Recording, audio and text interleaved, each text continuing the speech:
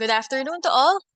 For those attendees who are already here in the Zoom meeting or are watching through the Triicon website, you may now register your attendance for this plenary session. You may scan the QR code as posted here in the screen, or you may also click the link which would be posted by the chat moderators in the Zoom chat. We will start in a few minutes, so please stay tuned.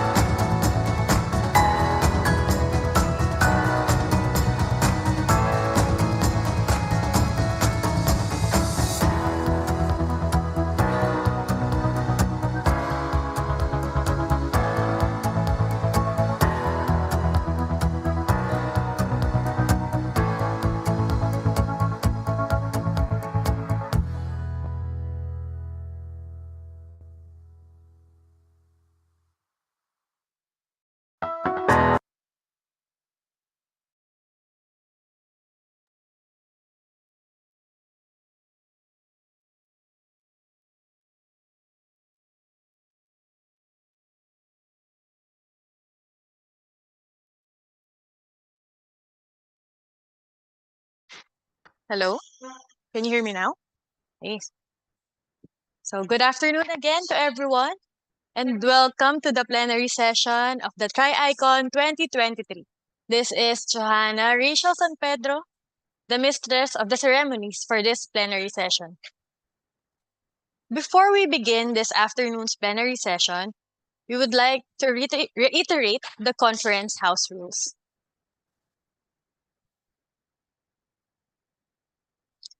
Okay. Again, participants are required to attend all the sessions from April 26 to 27, whether they are attending through the Zoom platform or are viewing in the Triicon in the website. Attendance link will only be posted for a specific time, so don't forget to register your attendance. I hope everyone has registered their attendance in the parallel sessions, and failure to attend any of the sessions will forfeit the privilege of receiving a certificate of participation. 2. Evaluation will be given on April 27, 2023, today, right after this plenary session.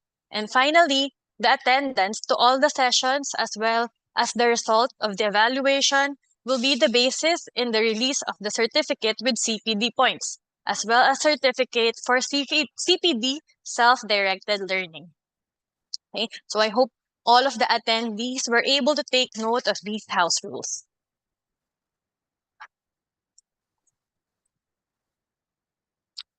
Before we begin this afternoon's plenary session, again, I would like to welcome everyone to the plenary session, the closing plenary session for our conference.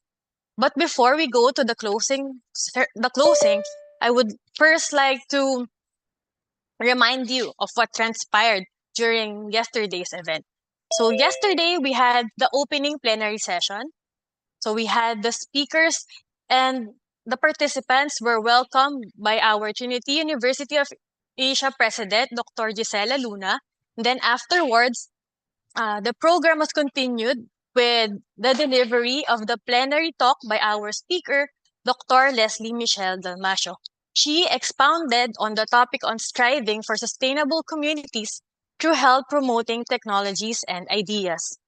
After the plenary session, the conference then branched out into 4 parallel sessions. We had session A, which focused on sustainable planetary health diagnostics and pharmaceuticals for those who are interested in the field of medical technology, pharmacy, and biology. Session B was on sustainable community health care, catering to nurses, respiratory therapists, and radiologic technologists. Session C is on sustainable health promotion, education, and communication, which are specifically for practitioners of psychology, education, and mass communication. And the last session on sustainable health economies and digitization was for entrepreneurs, IT practitioners, and those involved in the hotel and tourism industry. So in this second and final day of the conference, we are gathered here again in this plenary session to conclude the conference. We are thankful to all our esteemed parallel speakers, and of course to our plenary speaker who willingly shared their knowledge and expertise in their disciplines. Since our conference was held simultaneously and speakers and attendees were in their different parallel sessions, we have invited 4 Trinity University of Asia unit heads to share their reflections and their synthesis of the learnings in their assigned parallel session. In this plenary session, as much as we would want to accommodate your questions, but due to time constraints, we would not be able to entertain your questions for the speakers this afternoon. And we hope that your questions were already addressed fully during your attendance in the parallel sessions, Q&A. So to proceed with our program, our first reactor for this afternoon is the Dean from the College of Medical Technology, Dean Mark Francisco, who will share his reflection and synthesis on the parallel session on the sustainable health diagnostic and pharmaceuticals. Dean Francisco, you may now take the virtual floor.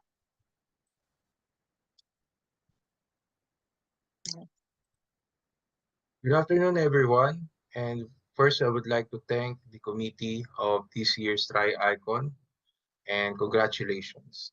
For Triicon 2023, which has entitled Striving for Sustainable Communities Through Health Promoting Technologies and Ideas. This afternoon, I was given the task to have a synthesis of the topic of all the topics under the session A. Now, in session A, which is a group of topics under sustainable planetary health diagnostics and pharmaceutical, is under the College of Medical Technology and the Pharmacy and Biology Department. Now, when it comes to sustainability of human health, I may summarize this one as like a mechanism between diagnostics, biosensors, and pharmaceuticals. These three are very important in sustaining human health and proper treatment. Now, in diagnostics, we have our guest speakers who talk about different topics, such as first, we have the heat shock proteins or the HSPs and its relationship to acute coronary syndrome. HSPs, or simply proteins, that can be a marker. Also, we have the discussion about healthcare access of COVID-19 patients using Geographic Information System or the GIS. And also, we have the discussion about point-of-care testing devices with data management system, wherein nowadays is very important in giving diagnosis that follows treatment in the shortest time. To start with, we have the heat shock proteins discussion, specifically the HSP70 that was discussed thoroughly by our speaker, its role in acute coronary syndrome, and how this protein is related to this condition. Now, it was expressed or stated that due to the cell stress, this protein is being stimulated. That is connected now to the platelet aggregation, and this process will now form thrombus. That thrombus formation is leading or the cause of this acute coronary syndrome. To add more about the topic that was discussed, so there are other environmental stress that causes this mechanism, and it became a very important marker or a signal, okay, because of this pathophysiological state that happens during this stressful condition. Another study was published in 2017 stating that targeting heat shock proteins in cancer, which shows a promising therapeutic approach. So in this case, they relate the use of this HSP for possible treatment for cancer patients. This led to the development of several inhibitors of HSP90 or a different marker. It's the same HSP but different form, and other HSPs that have shown promise both preclinically and clinically in the treatment of cancer. So this is a very interesting study that was published in 2017, leading to a deep study about the role of this HSP, aside from what was discussed and mentioned by our guest speaker. Now, the next topic is about the healthcare access of COVID-19 patients using Geographic Information System or the GIS. GIS, or the nowadays use of computer or information system, is very important in our diagnostics and even in medical or healthcare. The GIS consists of computer hardware and software that store, manage, analyze, edit, output, and visualize geographic data that can be used for proper diagnosis of diseases and treatment of patients. Now, there are different applications of computer system nowadays. So computers are not just for business, but also in different fields such as healthcare. Like for example, the role of computer system in digital virtual world or the lab info system that is very useful and helpful, especially during the height of the pandemic. Standardization of coding of diseases. We will discuss this later in a short while, showing the role of or the use of coding system for disease treatment and diagnosis, and statistical analysis of cases using computer system. These are some of the basic application of computer programs in the healthcare. Now, first one is the computer system in the clinical laboratory. LIS is being part of it as a requirement especially in big hospitals or clinical lab. It shortens the time in releasing results and informing the condition of the patient. With the use of computer system or computer programs, it's much easier to access information, even the laboratory results. The doctors, there's no need to call the lab or even visit the lab just to get the result, but it's simply they can open a computer in their clinics to access the result of the patient. So this is how computerization helps. It shortens the post-analytical procedure, which is the releasing of result. I mentioned earlier about the universal medical coding. This is now a career. It is defined as the transformation of healthcare diagnosis, procedures, medical services, and equipment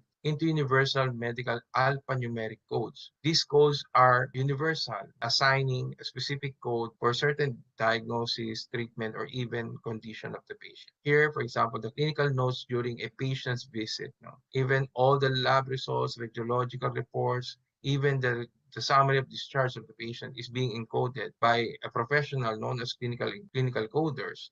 They use this coding system to shorten the reporting and to store information about the patient. Example, there is some coding like 569.83 for perforation of intestine, atrial fibrillation, 427.31. So these are universal codes that is being used to assign. Like for example, this one, cardiac arrest, 427.5. So, and other codes. So this one became a career, medical billing and coding specialist. And this is very helpful. The last one application is the World Statistics for Diseases. Again, during the pandemic, this is very useful for us. Computerization, the application of computer system is easily accessed and to report the distribution of COVID cases worldwide. Well, everyone seen this one. The computerization really helped. And then we move forward with the point of care testing devices with data management system. Even in our DOST, part of the research agenda is in the development of these POCT devices. Point of care testing devices are known to be simple devices that can be used or can give the result very fast, and the result can be done within the site. Like for example, lab testing site will be beside the patient as compared to the routine one. You need to collect specimen first and then you transport it to the laboratory in order to perform the test.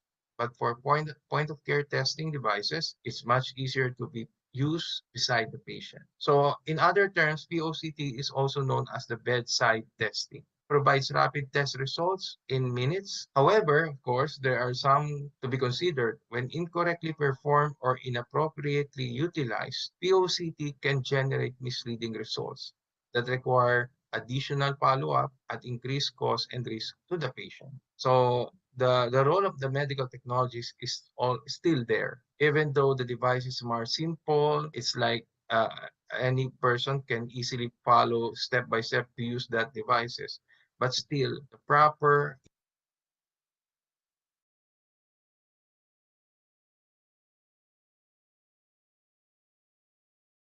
interpretation of result. Like for example, in this image, you can see a simple test kit like a pregnancy test used for detecting infection with syphilis. So if you cannot properly perform the procedure or cannot properly interpret the result, it can lead to the risk to the patient. Now, there are some advantages of this POCT. So of course, we focus on the advantages of this technology, the use of simple devices. Now, before we move on to the advantages of POCT, you can see this image like in the laboratory, there is what you call a cycle. Every analysis will start with pre-examination, meaning patient client preparation or sample collection.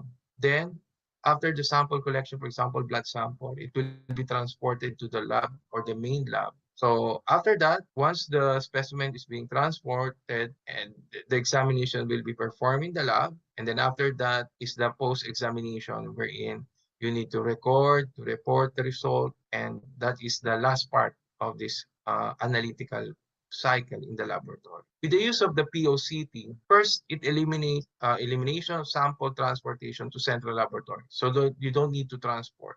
Because again, as we mentioned earlier, you can perform the test beside the patient. And then after that, another advantage is that minimal sample processing. The test conducted with whole blood or urine, simple a drop of blood, no need to process that. For example, in this case, you need to centrifuge the specimen or the blood sample in the tube in order to separate the packed blood cell from the serum or plasma. So here in the red tab, you can get the serum, and then in the lavender tab, you can, for example, you can get the plasma.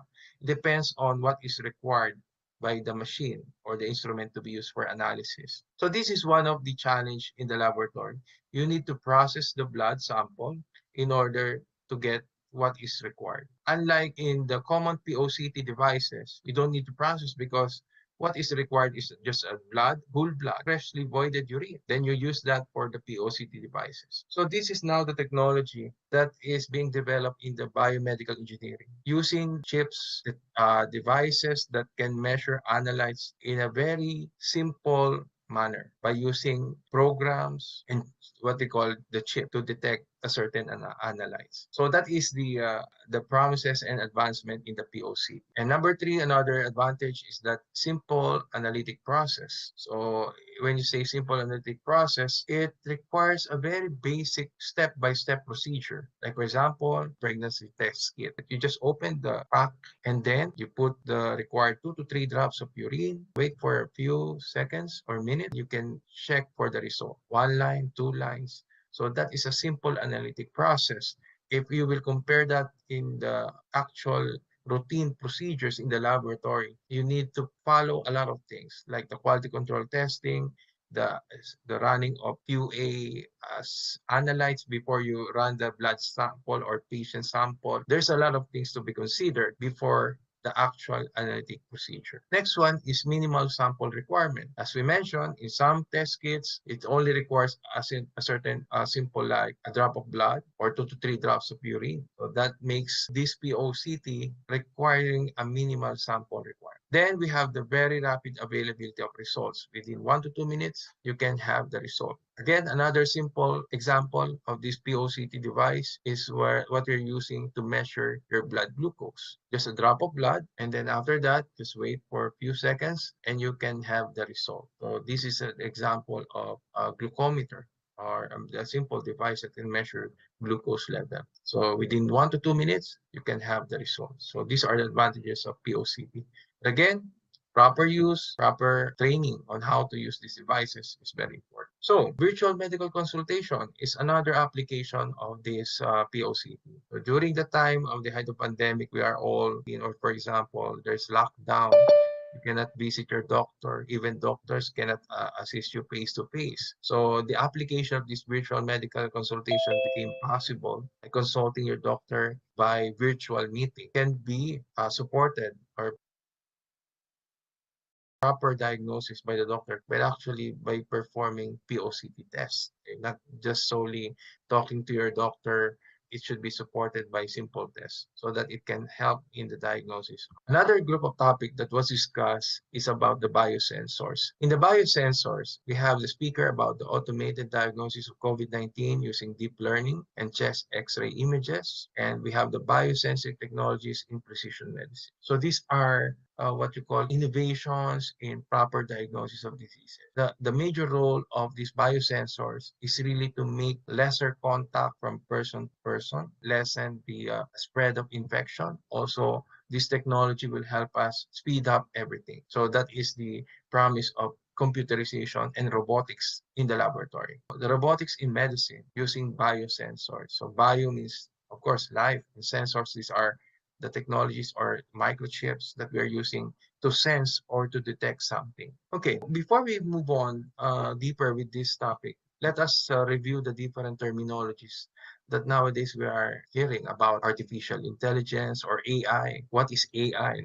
AI is a program that can sense, reason, act, and adapt. In the earlier years, AI became, some of people are worried about AI because they see it as a threat to human being. But actually, AI is again, it's basically the use of computer programs, softwares that can help us in many ways, not only in healthcare. Now, AI, or the use of artificial intelligence, what we call it artificial itself, because the intelligence of this is still coming from us, human beings. We just incorporate our knowledge and some of our skills in this program or software. So AI is like what you input is what you can get. And then if we will go deeper in this technology, after artificial intelligence, there is what you call term machine learning. It's like the machine should learn those things so that it can function.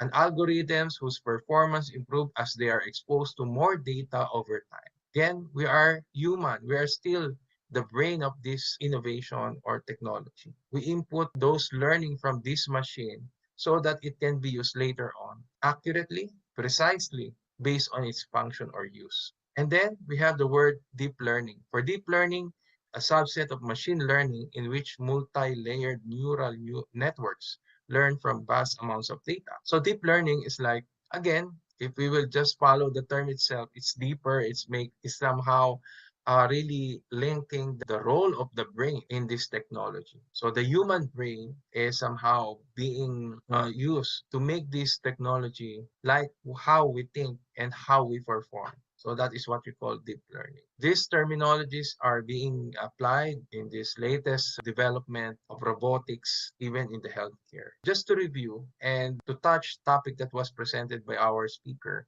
about the automated diagnosis of COVID-19 using deep learning and chest X-ray images. If we'll follow the definition of AI and machine learning, we input all these kind of images using X-ray. It is being used to detect some problems, abnormalities in the lungs due to infection and other causes. So in this deep learning, that's why it's called deep learning, we incorporate all these images using X-ray to a program or a software. It's like we're making this program able to detect and to see the different changes in the lungs through the X-ray. Basically, this deep learning can be possibly very useful. It depends on how much we train it or how many information or data that we input in this system. So it depends on that. So in this case, we would like detect COVID-19 through AI or deep learning, a software wherein, for example, you input the image of the patient and that system can detect what kind or if this patient is positive to COVID, what is the severity of the case of this COVID to this patient based on the numerous images that was stored in this program. Same with this example, no? In machine learning, so this is another publication, but instead of the lungs, the study is more focusing on the liver. So they input different images of liver cancer, hepatocellular adenoma, cyst formation, metastasized liver cancer. And instead of using X-ray, in this study, they use the MRI and CT scan images. So MRI, CT scan images are collected, all images about different structures or images of liver cancer, different stages maybe. And then after collecting a lot of those images by MRI and CT scan, it can now have this program or the machine learning based hybrid feature to analyze for liver cancer and to classify it. Is it already in metastasis level? Is it a cyst form?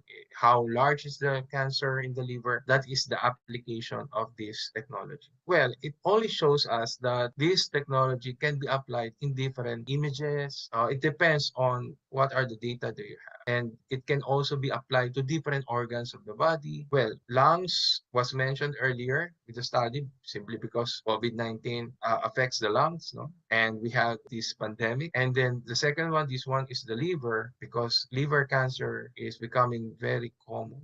So it depends on the application. So let's move forward to the next topic. Under biosensors, we have these biosensing technologies in precision medicine. So we have two terminologies here, biosensing and then we have the precision medicine. These are both very important nowadays. So biosensing technologies, we are very familiar with this one. Everything is now smart, diba? Smartphone, smartwatch. So this kind of technology using smart technology can be applied through health, like for example, monitoring our heartbeat, blood pressure, even our devices can count how many steps we perform a day, right? So these are products of this biosensing technology. And we will just add what is precision medicine. Of course, we are very fortunate to have our speaker discussing this and the application of precision medicine. Well, this is the emerging thing. So biosensing technologies are being applied not only in medical detectors can be applied not only in medical but even in our agriculture to develop and produce much better crops. No, environmental concerns like this biosensor, for example,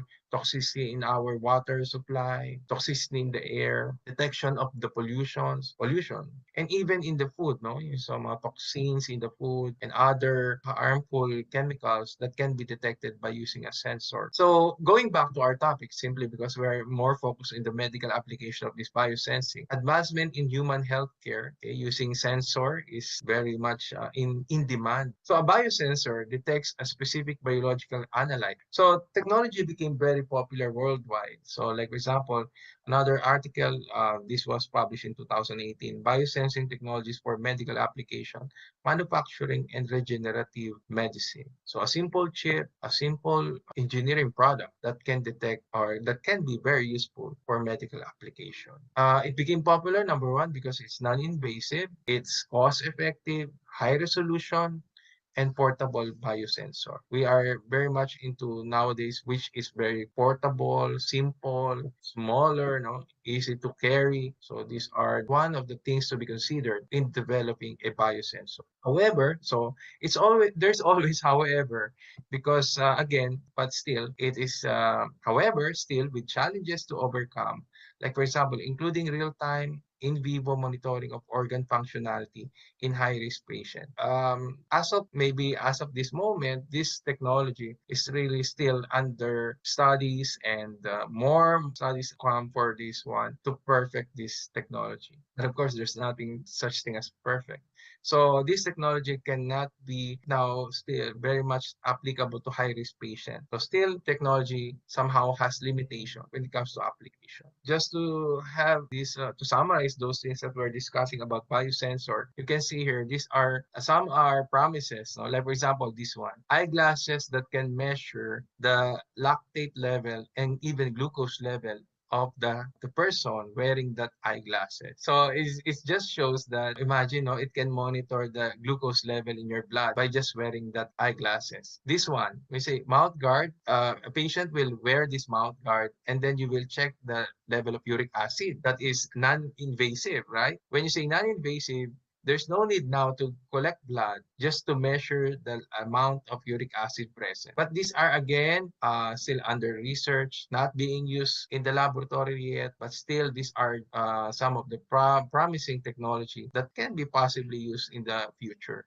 Smart contact lenses. So if you don't want to wear the eyeglasses, you can also wear the contact lenses that can monitor your glucose. Oh, this one, tooth sensor. Look at this one, no? Because that sensor can detect bacterial load in your tooth. We have these wearable diagnostic, like for example, wearable to measure the cortisol or the stress hormone and others. So there's a lot of application of this biosensor. I guess this is what our DOST would like to have. Research on these biosensors. This is an opportunity for medical practitioners and the engineering professionals to have this collaborative research about the development of biosensors. And it really important to consider this because, for example, if you are an engineer, you know how to develop this biosensor. Computer engineers and other forms of engineer, no? Electrical engineer and others. So they are master of this device development and technology. But this technology cannot be tested properly to human being if there is no medical practitioners and allied health practitioners that can perform the test or to test if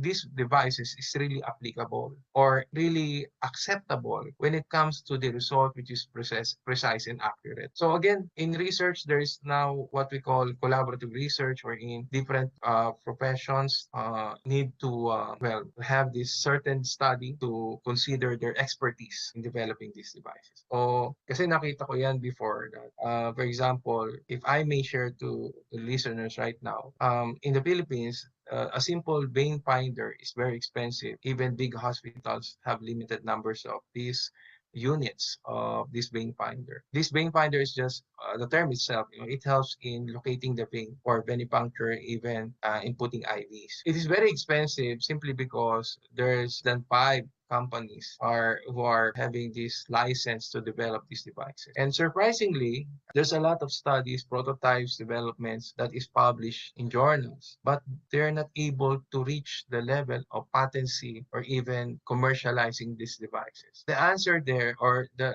problem there, is simply because these prototypes are being developed, studied by engineers and computer engineers and others. But the problem is that they cannot test their devices to human beings. So there's a limitation with that. And for example, for us in the allied health, our knowledge about the development of biosensors are limited, but we know how it can properly, how can we use this technology properly for healthcare. So that is the gap between these two field of studies. So anyway, again, let us continue.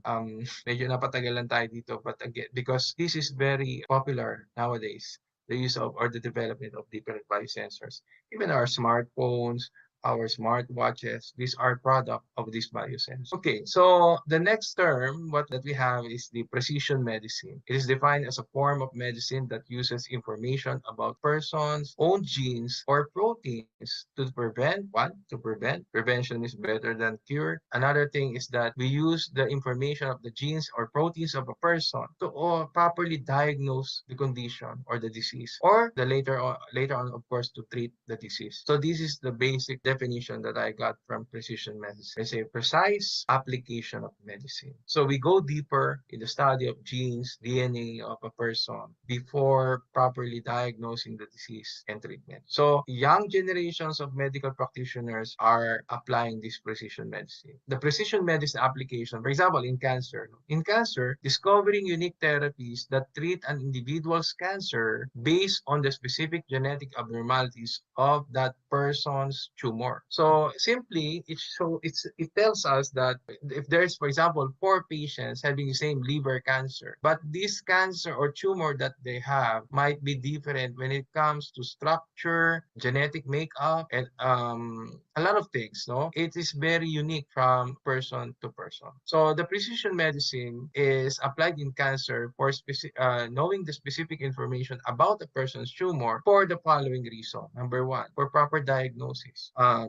Next, it is also very important, the application of precision medicine, to plan the plan of treatment. The treatment itself, for example, again, going back to our example, if there are four patients with liver cancer, the plan of treatment will varies from patient to patient. To make this more simple, like for example, there are five patients having diabetes, but they have different genetic makeup, different lifestyle, different habits, etc. So even though you give the same drug or treatment to those five patients, then you will still expect that there will be different responses, different levels of treatment that might happen. And that is now the advancement in medicine, which is now what we call precision medicine. You need to treat patients different from each other, even though they have the same cases. So plan of action or plan of treatment for each patient. And of course, the next one is to monitor the treatment process. If that treatment really beneficial for that specific patient. And the last one is prognosis or the future outlook. Is the patient recovering? Is, for example, if that is cancer, so we're talking about cancer here, is the size of the cancer much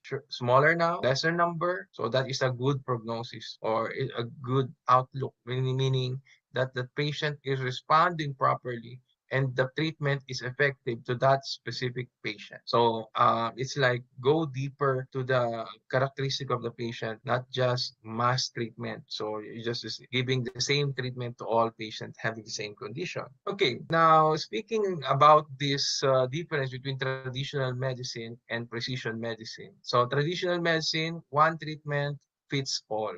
So like for example, here we have 7 patients with colon cancer. So 7 colon cancer patients given the same therapy or treatment. And after that, the doctor will monitor or will check how many of the patient will have a good effect, meaning they will respond to the treatment. How many will be no effect at all. So meaning the size of the tumor still the same, no response, nothing. And much worse if that is an adverse effect. So meaning there's 1 out of 7, for example, in this case, no, 1 out of 7, meaning after giving the treatment or medicine, instead of treating the patient, it became worse. That is the adverse effect of drugs to the patient. While in precision medicine, more personalized diagnosis is like you're very close to your doctor. The doctor knows your condition very well, and that is more personalized. So precision medicine, for example, we have again 7 patients properly tested, properly check the DNA and other blood tests is being performed, urine and other tissue analysis is being performed prior to treatment. And then the specific treatment will be given based on the result of this analysis. So since you perform a lot of those analysis, meaning you expect that all of the patients will have a good effect. No, there's a positive effect after giving the drugs.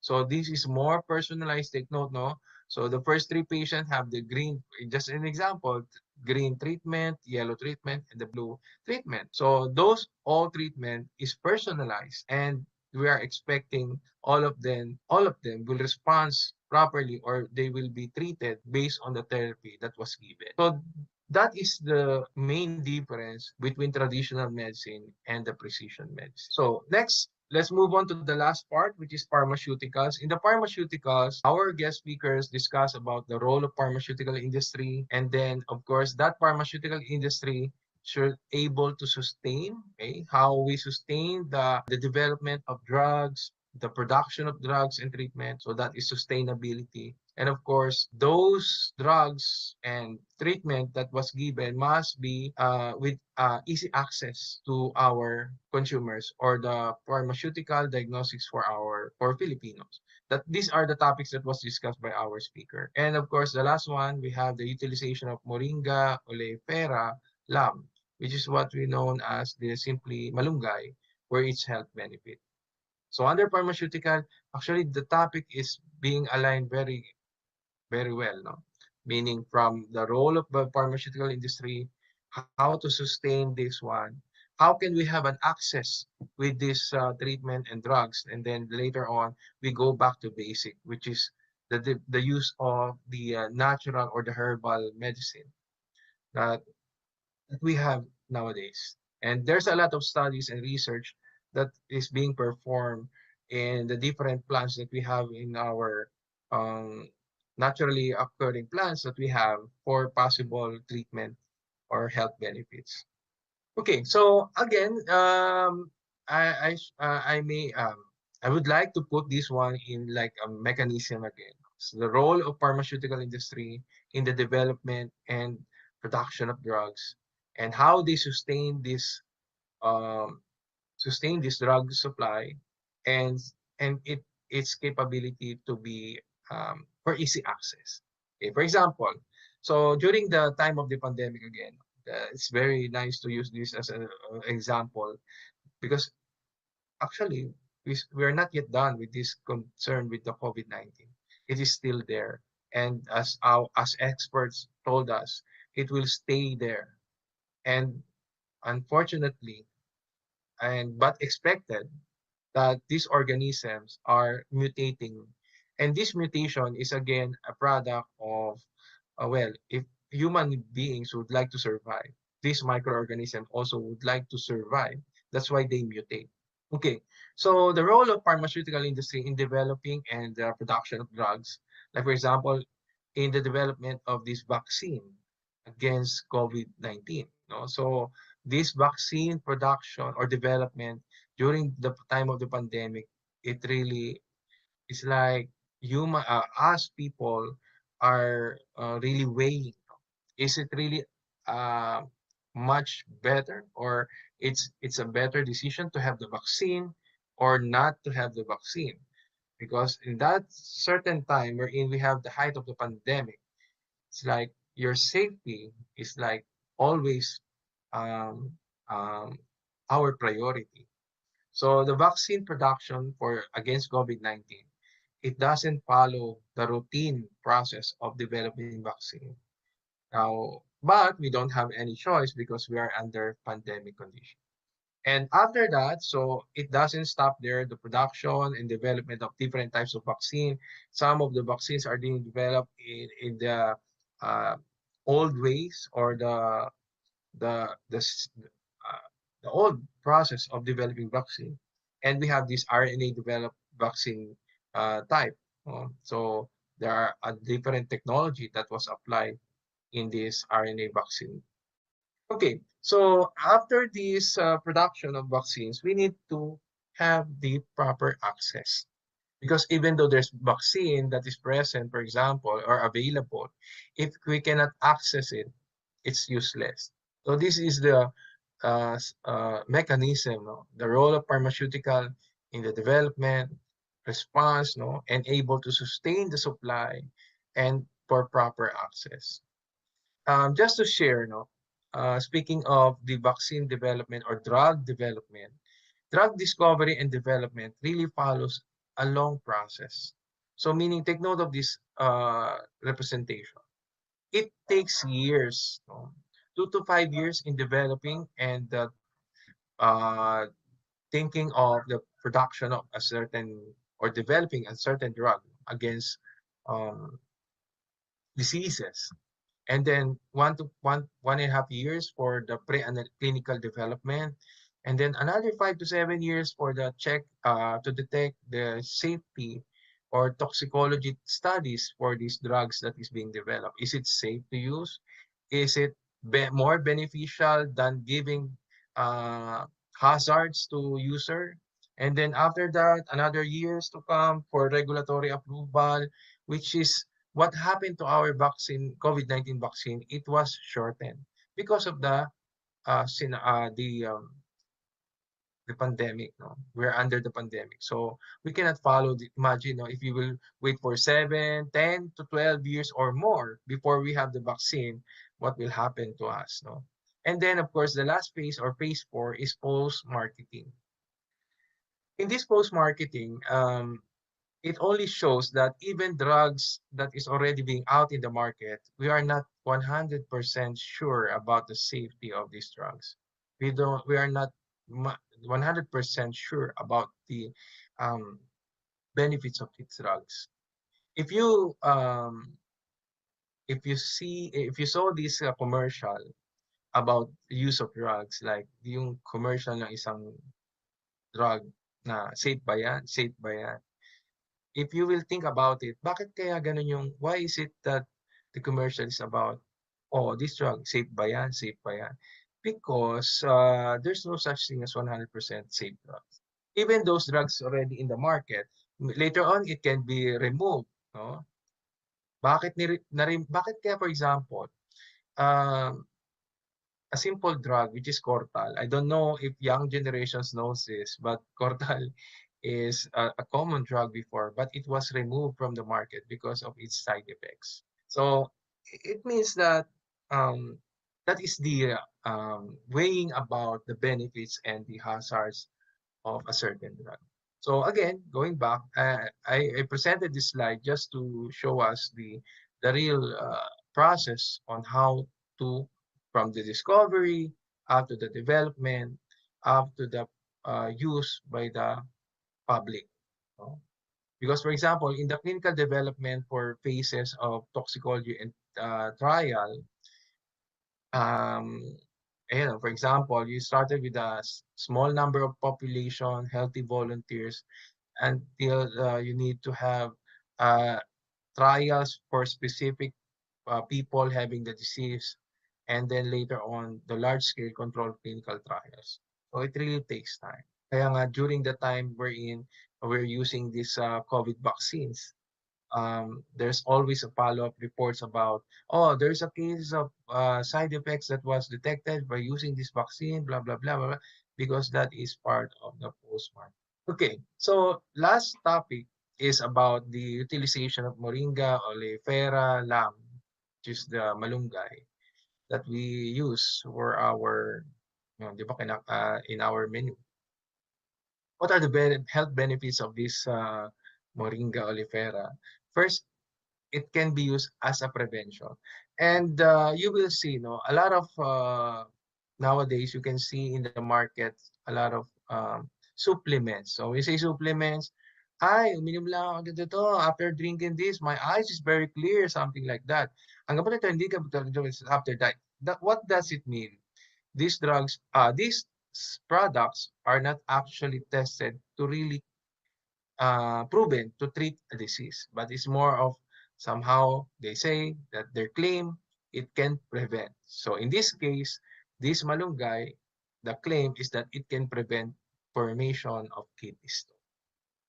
Next is cure. So aside from preventing something, it can cure skin redness or some responses to allergies from the skin. It can remove warts, no? So, and it can even increase fertility. So, meaning, these are the, um, they say, health benefits of this plant based on studies, based on research. And again, going back, another agenda for research in the DOST is this one. Aside from developing some simple test kits, and it is also, or biosensor, another topic that is very in demand now in research is detecting the use of different herbal medicines or plants that we have for medical use. Talking about chemical versus natural. This chemical, these are the drugs that we are using now, manufactured, artificially produced in the laboratory versus natural using plant extract, using natural sources. So this is now a concern between these two forms of drugs simply because of the formation of resistant organism. Ito yung mga tinatawag nating mga superbugs. These are one of the most important uh, topic for research wherein we need to develop more drugs in order to fight this resistance. Now, resistance to drugs is a product of misuse, okay, of misuse or um, too much use of these drugs, improper use or misuse is improper use of these drugs, like for example, especially in using antibiotics, no, we need to really follow how to take these antibiotics, because if you will not follow the proper way of taking these antibiotics, it might harm us later on by developing a more stronger microorganism that causes your disease. Meaning more stronger, what you did is you just use your drug as the vitamins of those organisms. Later on, they will develop something, protection from your drug. So the next time you will use that antibiotic is no longer, it will no longer treat you because of that resistance.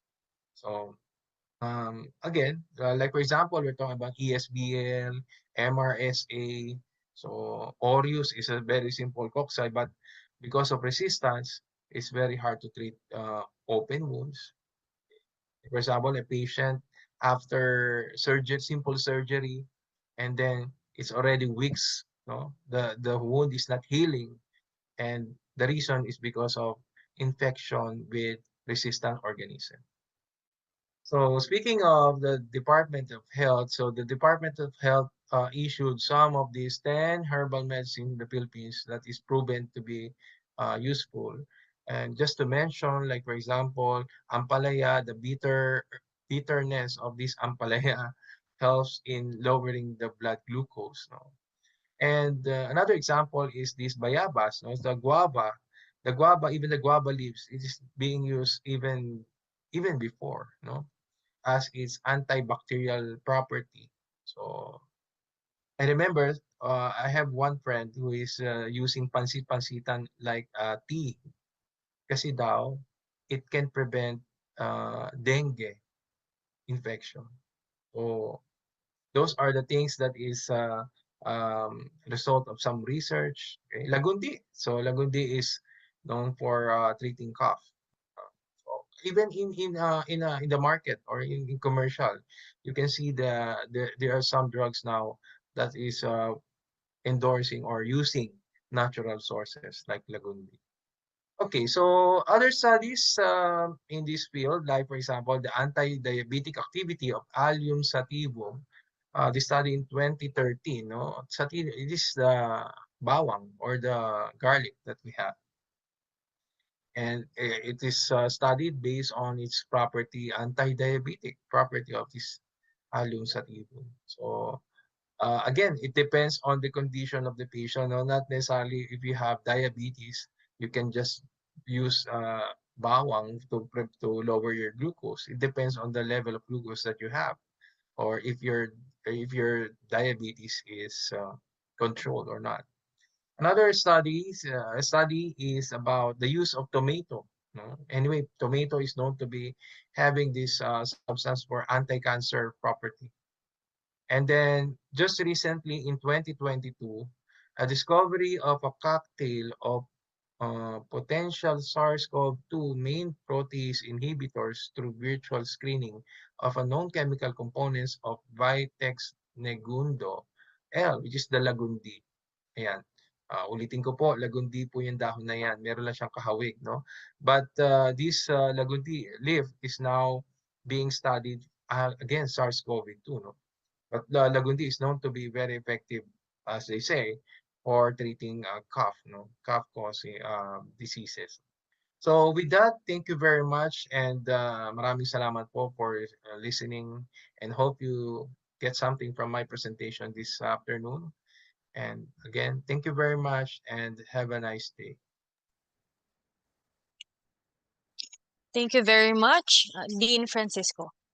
To introduce our reactor is the Dean of the St. Luke's College of Nursing. Let us have Dean John Michael Lorena for the reaction on the parallel session B, Sustainable Community Healthcare Asynthesis, which was attended by radiologic technologists, respiratory therapists, and nurses. Without further ado, we would like to call on Dean Lorena. You may now have the virtual floor, Dean Lorena. Yes, can I share my PowerPoint? Tech team. Okay, sir, you can already share your PowerPoint presentation. Okay, thank you. Okay, can you see it? Yes, sir. You see? Okay, thank you. Thank you very much. Okay, so again, good afternoon. Appreciation goes to the organizers of this Triicon. And my topic is all about sustainable community health care, a synthesis. I am Dean John Michael Lorena of St. Luke's College of Nursing. So basically, the objectives of my presentation are as follows. Number one, I would like the participants to appreciate the concept of sustainability, community health, and collaboration among healthcare professionals. Number two, reflect on how it can be merged for effective client outcomes. And lastly, introduce the concept of interprofessional collaboration. So basically, before I start my presentation, I would like first to discuss health versus community health. And as we all know, for the past 1.5 days, we are always bombarded with universal healthcare law. And some of the speakers also talk about WHO's Achieving Health for All. Some talks about strengthening primary health care, which has the goal, which is to improve the quality of life. Now, when we talk about community health, it is a collective well-being of community members. They share health characteristics, ethnicities, and socioeconomic conditions. So these two, health versus community health, are interrelated and has one goal, which is health for all. Moving on, why community health is important.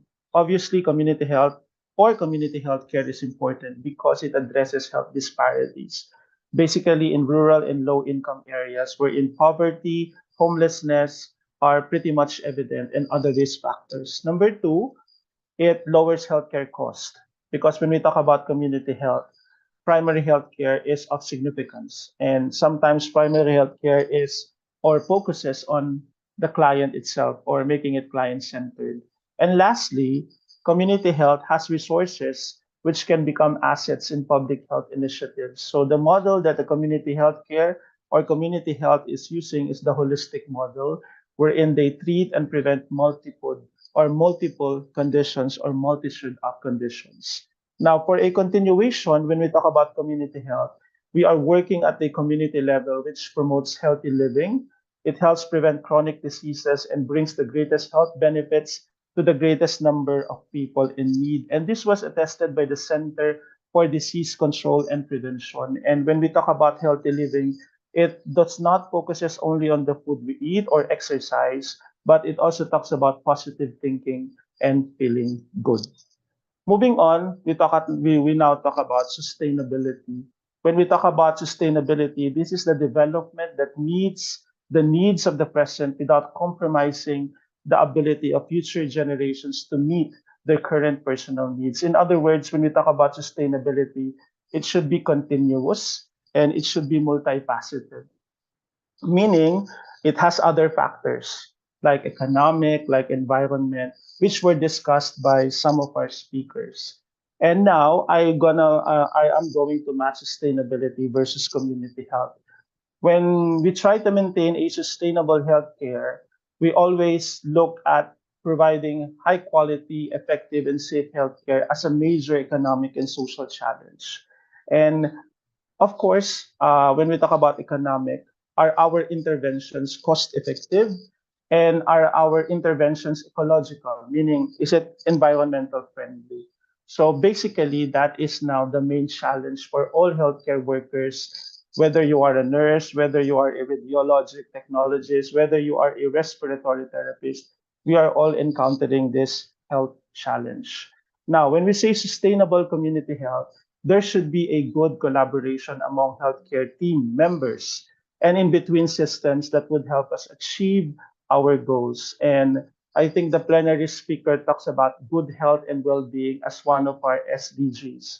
In other words, there should be interconnectedness between disciplines or health disciplines, and there is also a will to establish and innovate new policies. If you're listening to the sharing of our radiologic technology speaker, they were talking about innovation.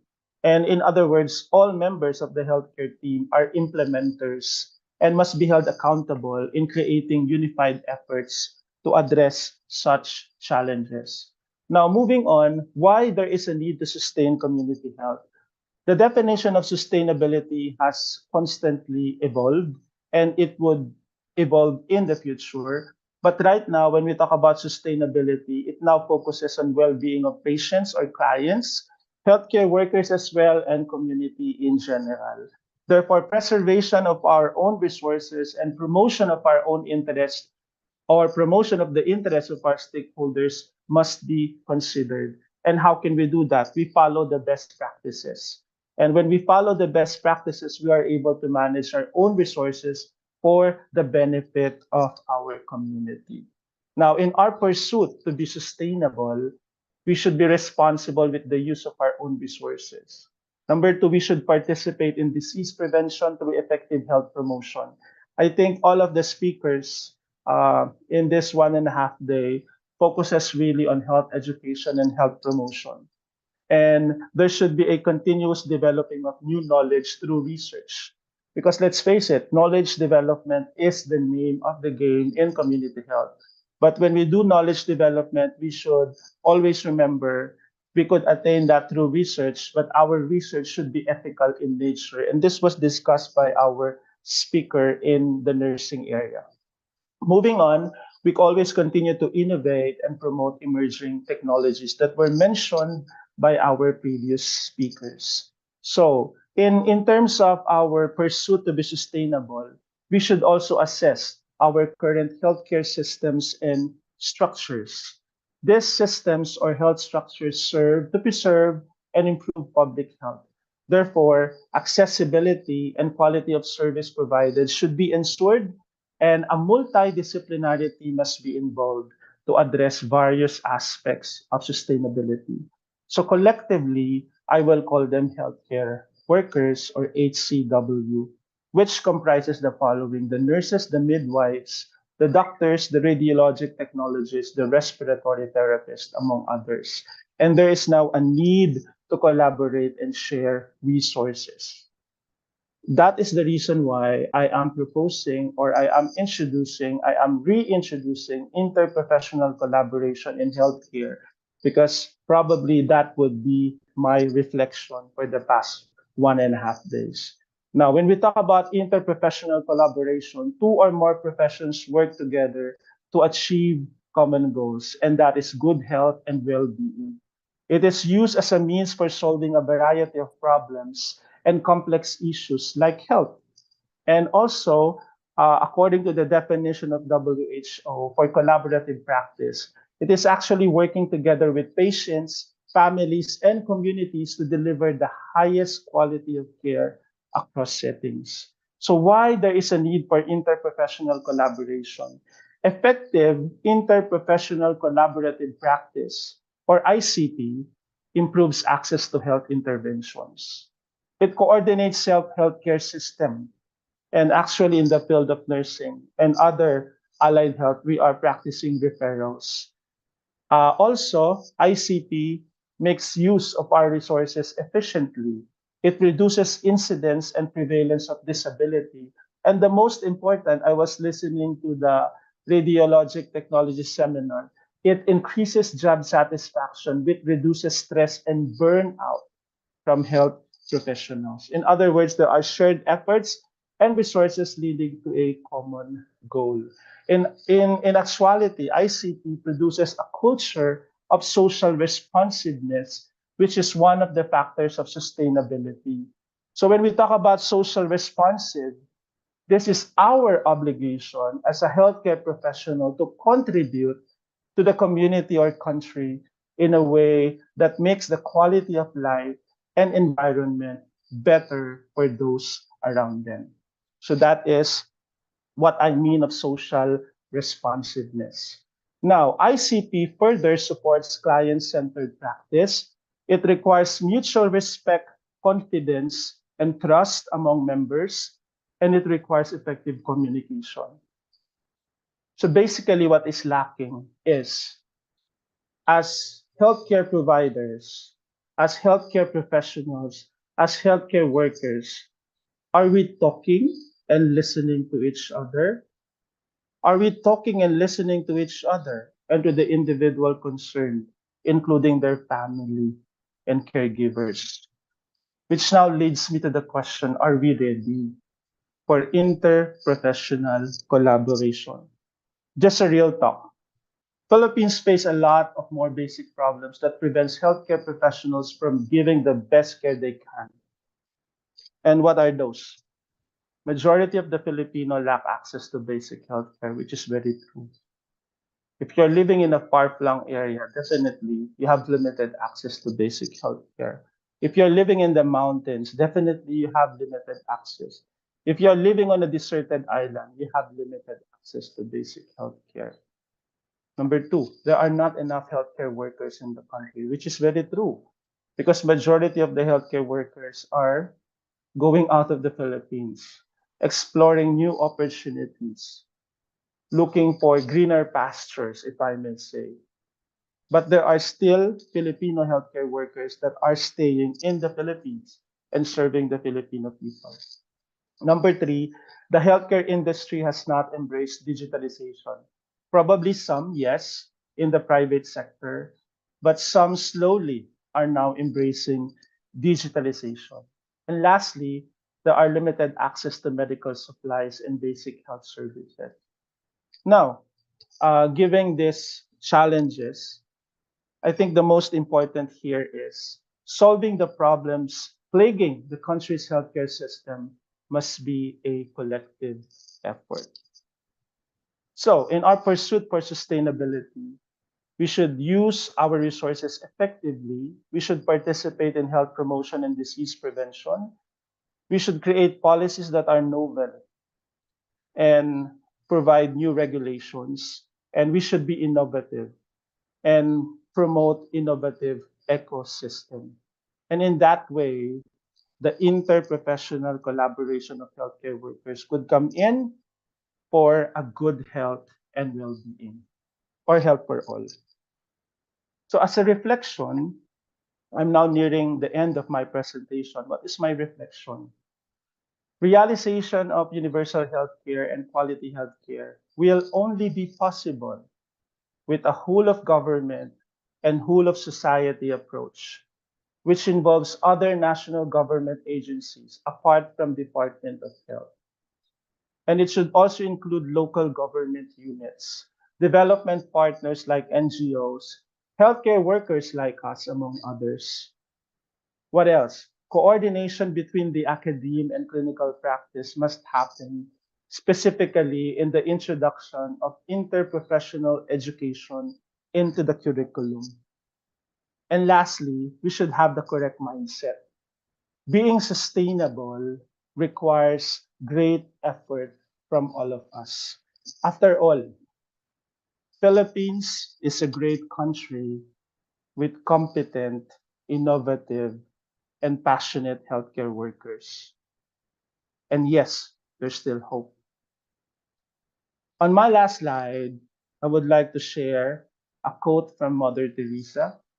I can do things you cannot. You can do things I cannot. But together, we can do great things. Thank you very much and magandang hapon po. Thank you very much, Sir Lorena. To proceed to our next speaker, okay, but before that, I have some few announcements for our participants, particularly to those who are practicing nursing. So we have been granted with 5 credit units from the Professional Regulation Commission. So our nursing participants would be granted 5 points, CPD points, if they have attended all the sessions and will answer the evaluation form right after this plenary session. Okay, I hope that is clear to everyone. So to continue on with our program, our next reactor is Dr. Teresita Capacete, the Dean of the College of Arts, Sciences, and Education, who will share her synthesis and reflection on Parallel C, Sustainable Health Promotion, Education, and Communication. The Parallel was attended by professionals and students from education, psychology, and mass communication. Dean Capacete, if you are now ready to take on the virtual floor, the floor is now yours, Dean. Thank you. Thank you, Ma'am Joanna. And good afternoon again. I don't have any visual aid.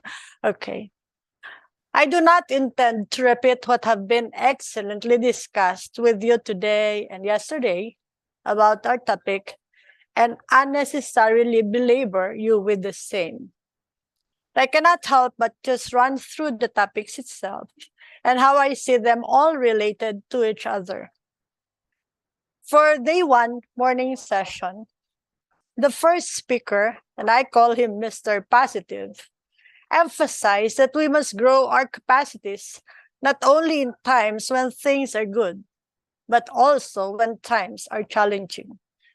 He reiterated that by promoting positive emotions, engagement, relationship, meaning, and accomplishment, or what he calls PERMA, we can foster a sense of well-being and promote sustainable, holistic health. We need to work together to create a more sustainable and just future for ourselves and the generations to come.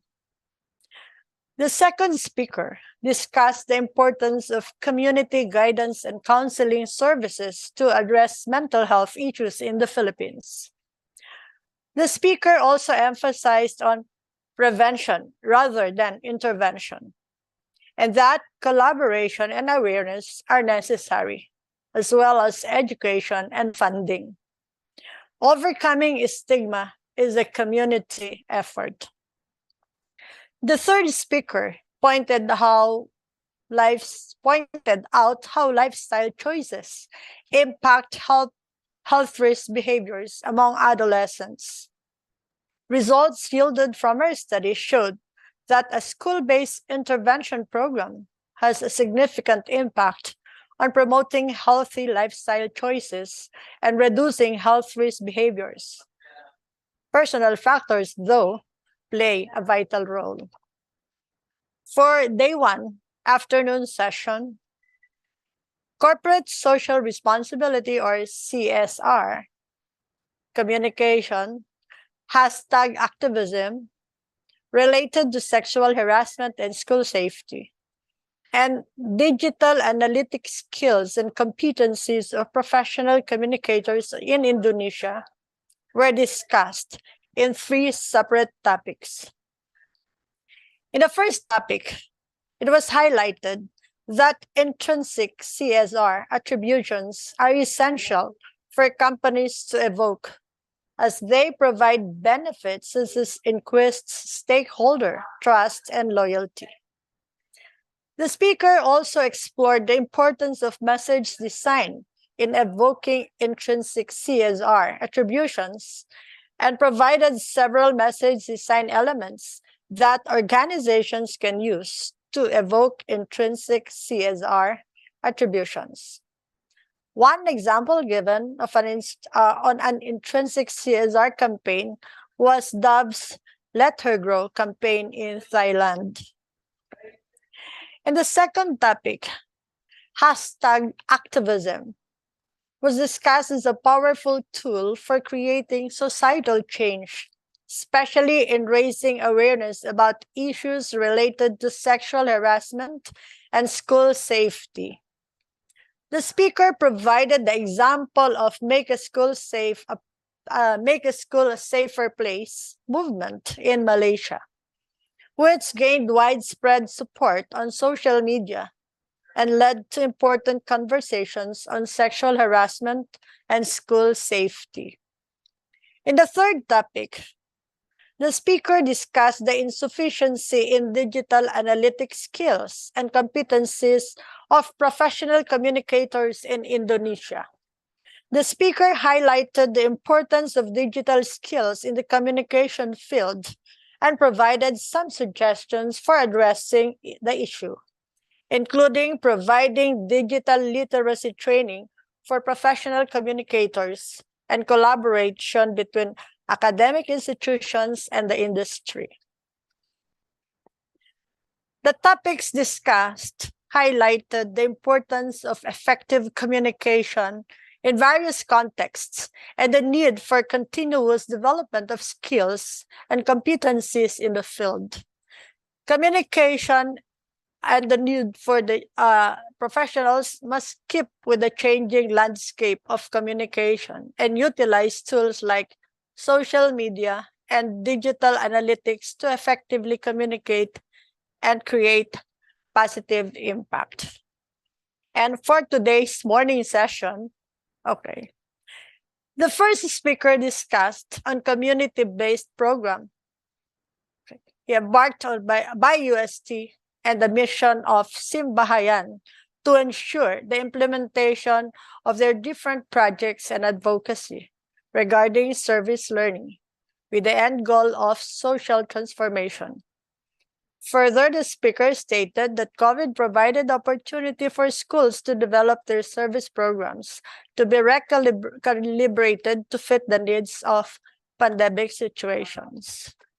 The second speaker spoke on the understanding of mental health and shared some pieces of advice to conquer fears, apprehensions, depression, anxiety disorders, or anything in reference to a wide range of mental health conditions.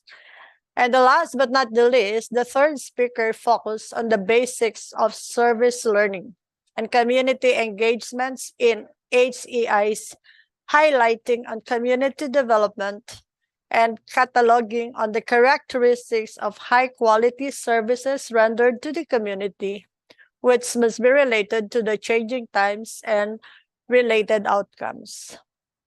The speaker also stressed that the community is the extension of the classroom.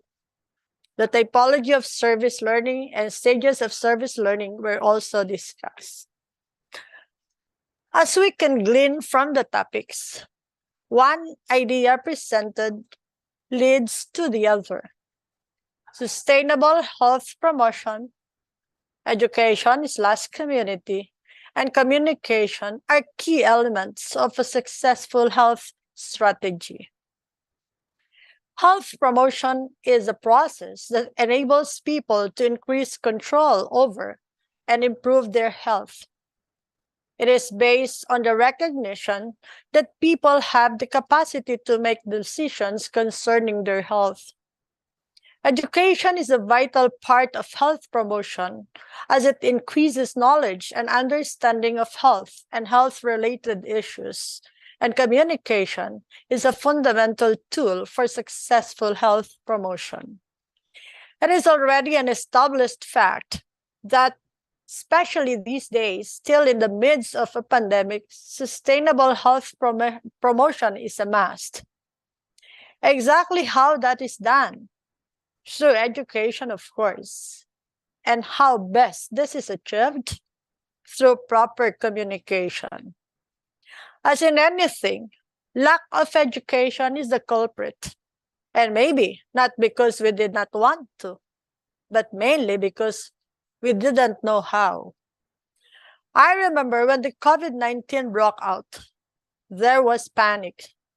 We just didn't know what to do. There were all sorts of beliefs and theories about it, scientific and not, that definitely blurred the entire understanding of the disease. And here, I am sure we can all relate and share the same frustration because, yes, we simply didn't know what to do and how to go about things. That precisely made the situation more problematic and more chaotic. Why? Yes, ignorance, lack of education, poor communication. And what is the key word in our discussion? Sustainability. Sustainability is highly desirable. We want a program that is sustainable. It cannot be just a flash in the pan. It has to be long lasting. It has to be continuous and enduring. In conclusion, sustainable health promotion, education, and communication are essential components of a healthy society. By investing in these areas, we can create a healthier and a more equitable future for all. We must continue to prioritize these initiatives and work together to ensure that everyone has access to the resources they need to lead healthy and fulfilling lives. Again, thank you, God bless, and good day to all.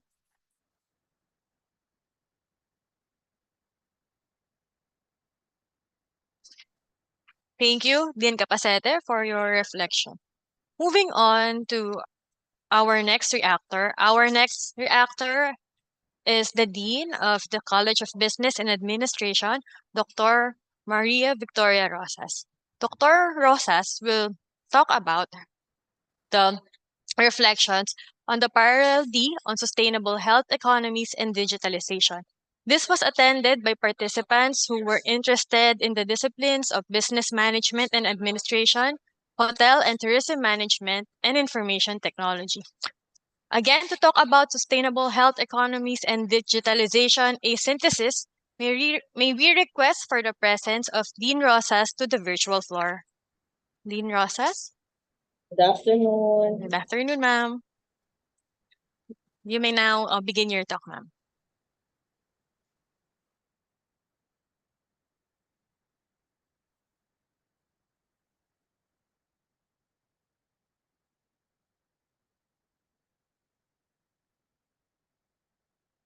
Good afternoon, everyone. First and foremost, I would like to congratulate the organizing committee of the Triicon 2023.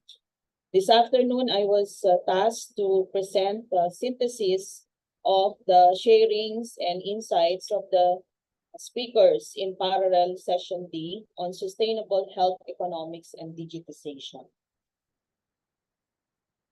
The first speaker, Dr. Joseph Refugio, discussed sustainable health economics and how digitization and digital transformation influence and challenge sustainability and health economics. He defined sustainability and health economics from different perspectives. He mentioned common processes and factors on how to attain sustainability, particularly on having sustainable long-term growth. He mentioned the key drivers of the four major factors that affect well-being. One of the major factors is social protection. He mentioned that the key drivers of this social protection are social policies, social equity and frameworks, and economic policies. The second is gender equality, which is central to sustainable growth. It plays an important role in the attainment of the Sustainable Development Goals number 5. The third is sustainable health, which, according to Dr. Refugio, includes social sustainability, economic sustainability, and environmental sustainability in order to have a fair and equal distribution of the healthcare system. The last item is sustainable education. The speaker mentioned that sustainable education depends on 3 P's, which are profit, which includes education policy, planet, includes educational ecosystem, and people or human resources. He also shared the major issues in the world in 2050, or otherwise known as TWI 2050. That is transforming the world for sustainable development. By 2050, the technology of the future, like nanobots, will give us full immersion in virtual reality from within the nervous system. There will be a continuous digital revolution, such as the artificial intelligence, big data, nanotech, autonomous systems, to name a few. Smart cities providing decent housing, changes in human capacity and demography, which includes age factor, labor markets, education, consumption and production, which focuses on sufficiency of resources, energy, and decarbonation. The emergence of a higher version of the technology and its proper utilization leads to the attainment of sustainable development in terms of economic, social, and environmental. Dr. Refugio discussed the digital revolution pyramid, the past, present, and future.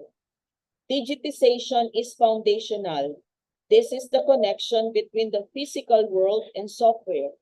This is what we have been doing since the 1960s. Then, digitalization increases productivity and efficiency while reducing costs.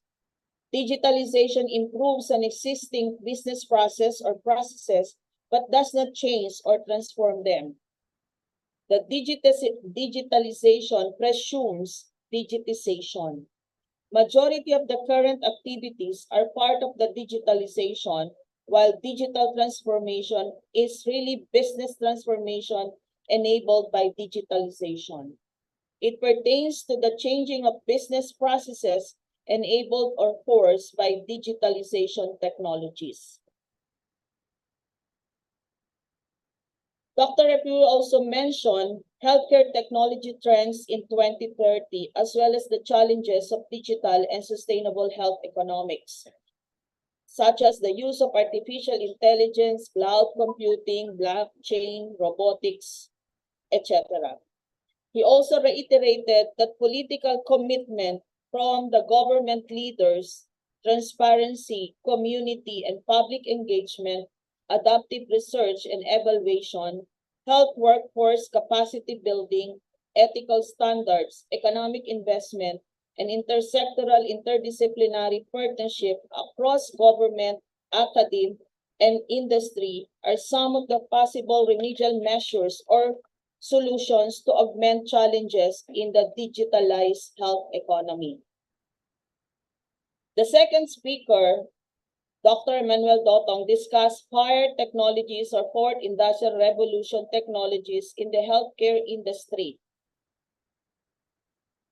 The application of the Fourth Industrial Revolution or FIRE technologies in the healthcare industries and their importance in the health economy was the main focus of the discussion given by Dr. Dotong. This includes the use of advanced technologies such as artificial intelligence, the Internet of Things, robotics, and the blockchain technology to improve healthcare delivery, diagnosis, treatment, and patient outcomes. He highlighted the potential benefits of these technologies in the healthcare industries, such as increased efficiency, accuracy, cost effectiveness, and accessibility of healthcare services. He also mentioned the importance of technology in addressing the current and future challenges facing the healthcare industry, such as pandemics, chronic diseases, and the aging population. Changes and developments in the healthcare industry, like revolutionizing healthcare in terms of delivery of services, diagnosis, delivery of medicines, teleconsultation, and use of robotics in the hospital. These are the results of the adoption of the artificial intelligence as explained by Dr. Dotong. Dr. Dotong quoted Andrew Ang that AI is not a replacement for human doctors, but rather a complementary task that can help them make more accurate and informed decisions, leading to better patient care, improve patient outcomes, reduce costs, and effective health services. The third speaker focused on building sustainable health economies through digitalization opportunities for students across disciplines. Dr. Ilagan discussed various experiences with digitalization in healthcare and significant digital health trends in the country, such as electronic health records and mobile apps for personalized healthcare. She also presented the challenges and role of the stakeholders in building sustainable health economics and opportunities for investment in healthcare and the social impact.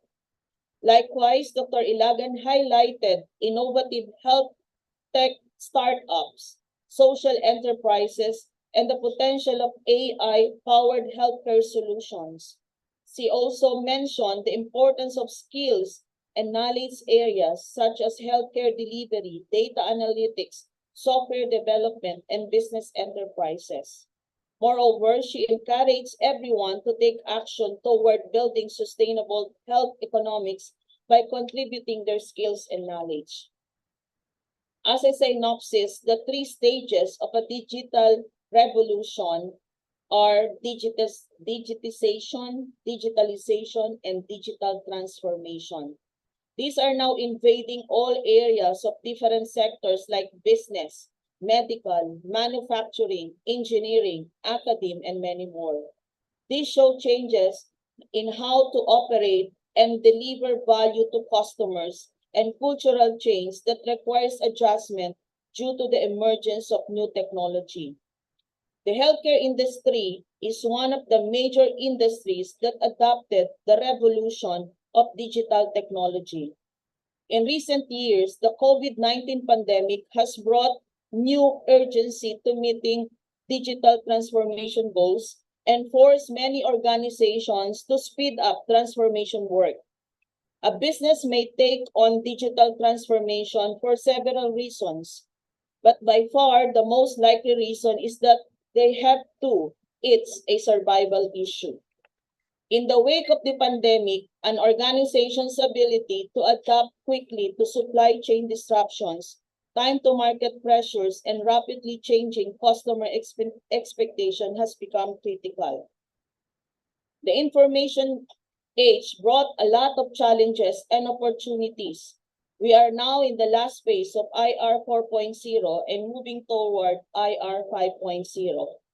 Industry 4.0 moves towards Industry 5.0 when customers allowed to customize what they want. The presence of artificial intelligence, virtual reality, quantum computing, robotics and automation, blockchain technology, cybersecurity, data privacy, the Internet of Things, biotechnology, and genetic engineering are all products of FIRE or Fourth Industrial Revolution. Industry 5.0 is the revolution in which man and machine reconcile and find ways to work together to improve the means and efficiency of production or services. The fifth revolution could already be underway among the companies that are just now adopting the principle of IR 4.0.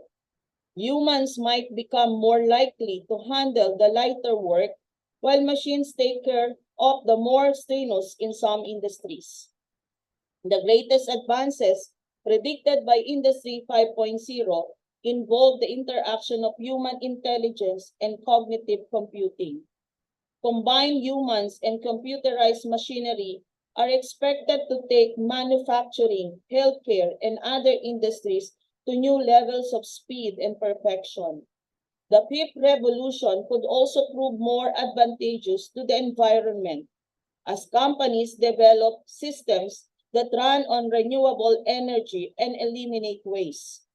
As artificial intelligence improves and robots assume more human-like capabilities, the interaction between computers, robots, and human workers will ultimately become more meaningful and mutually enlightening. Another important platform in the business environment nowadays is the emergence of metaverse. Meta means beyond, and verse from the word universe. Metaverse enables users to build interactive experiences that combine the virtual environment and the real world. Additionally, it can be considered a virtual version of the concept or idea of cyberspace. The COVID-19 epidemic ignited interest in the metaverse. As more individuals work and go to school online, there has been a rise in the desire for techniques to make online contact more lifelike. Mark Zuckerberg revealed in 2021 the reconstruction of Facebook into a maximalist version that includes social presence, office work, and entertainment. Hence, the name Facebook changed to Meta. In October 2021, reflecting its more significant commitment as Metaverse. Metaverse will be a living experience that exists continuously for everyone in real time, just as it does in real life. It is a game changer for work from home shifts, virtual meetings, and trading transactions. The keys to sustainability are innovation and creativity in the business environment, healthcare industry, and many more in order to maintain and sustain operations in the world of the information age. Let us embrace technology, whether we like it or not. Technology is here to stay. Thank you very much and good afternoon.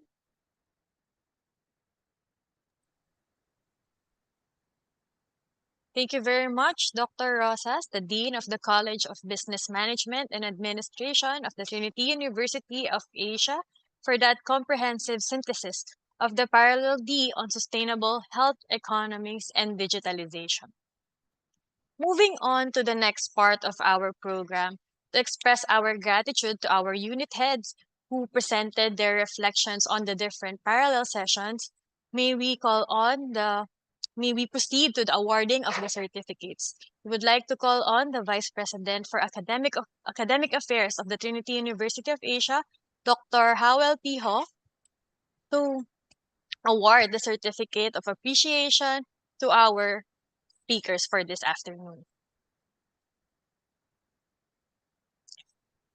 So good afternoon, everybody. So I am very glad to present this certificate to our speakers this afternoon. So Trinity University of Asia presents a certificate of appreciation to Dr. John Michael Lorena, Trinity University of Asia, as a plenary speaker during the Triicon 2023. Can you please make it a little bit, it's very small. Okay. So with the theme striving for sustainable communities through health promotion technologies and ideas, held via Zoom virtual platform from 7 a.m. to 5 p.m. on August 26 to 27. Signed by me and Dr. Gisela D. A. Luna. Thank you very much, Dean John. Thank you. Thank you. The same certificate is also presented to Dr. Teresita K. Capacete as a plenary speaker to the Triicon 2020-23. Dr. Capacete, thank you very much.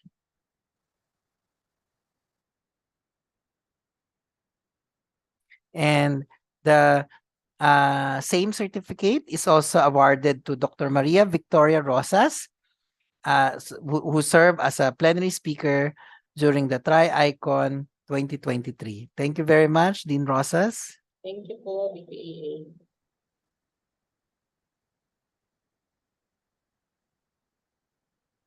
And the same certificate. Oh, Okay, sir. Congratulations to congratulations to our plenary speakers for this afternoon. And since Sir Mark is not around, sir, we will just give him the certificate.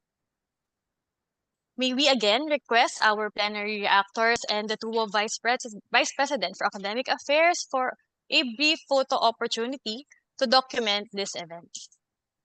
Kindly turn on your cameras, ma'ams and deans, doctors. Okay, in my count. Okay, for a while. Okay, in my count. 3, 2, 1. Smile.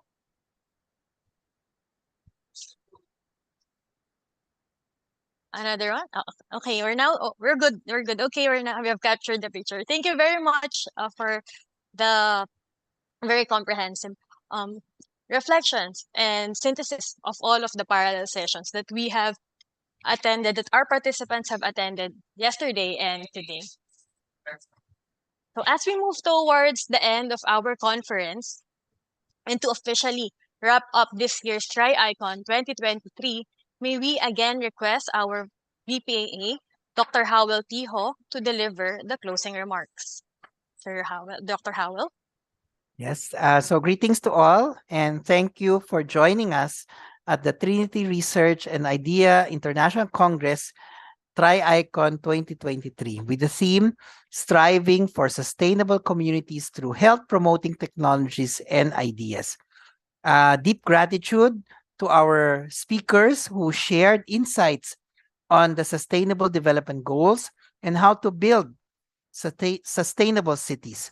Hope you learned a lot from our speakers and hoping these learnings translate to deeper understanding in the new developments in your fields of study.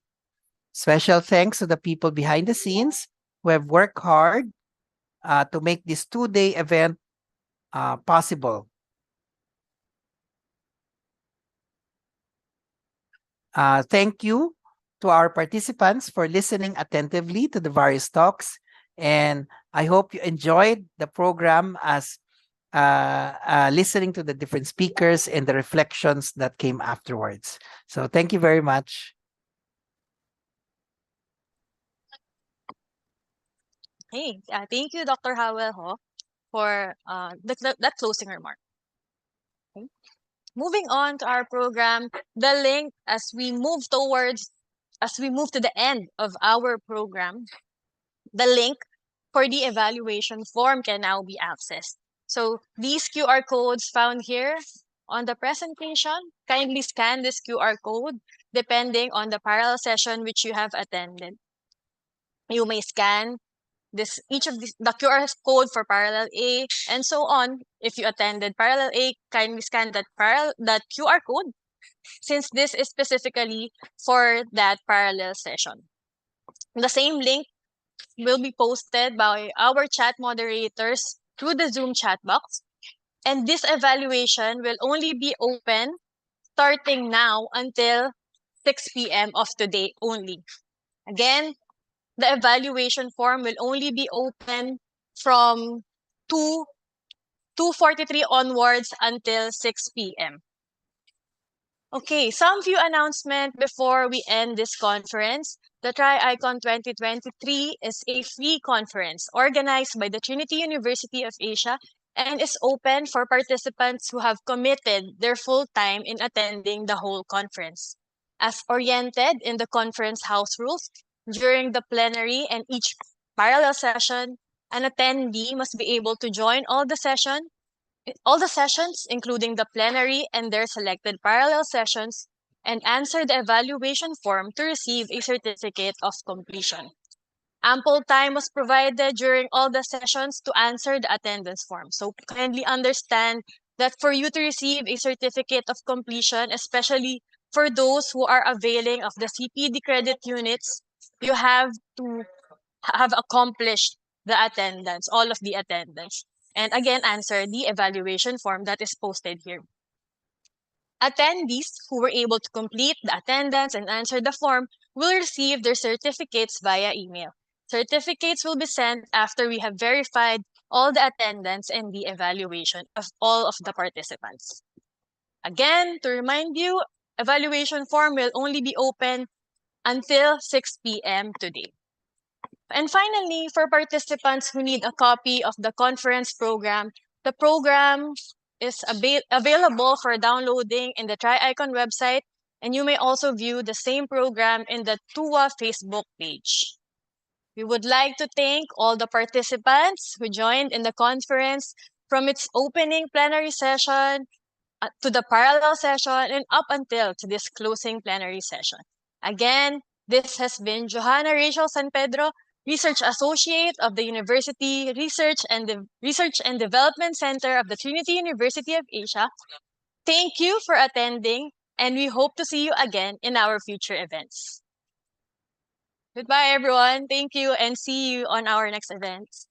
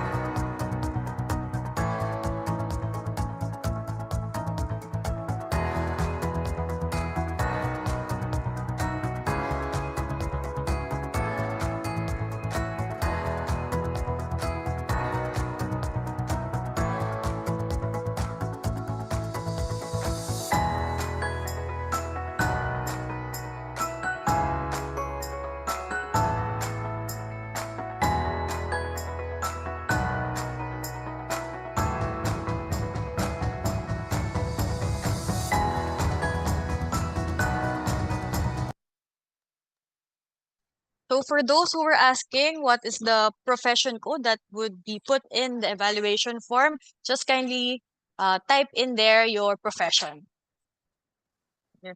Just type in the profession code.